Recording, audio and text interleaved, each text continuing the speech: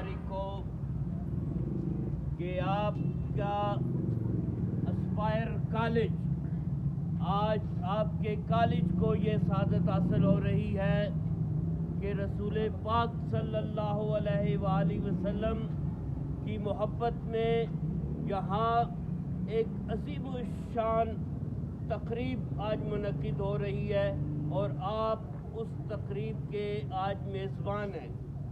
ये बहुत बड़ी इज़्ज़त, गैरत और हमीयत की बात है कि आपके हाथ में अल्लाह तबारक ताला के प्यारे रसूल का परचम है। ये परचम यहाँ नहीं लगा हुआ, ये आपके दिल पे लगा हुआ है। क्यों कि गैरतमंद इंसान ही रसूल पाक अलैहिस्सलातु वस्सलाम से मोहब्बत करते हैं और आपको ये एजाज़ आज हासिल हो रहा है, तो इस पे आप फ़ख्र करें और अपने मुक़द्दर पे नाज करें। मैं आपको मुबारकबाद पेश करता हूँ।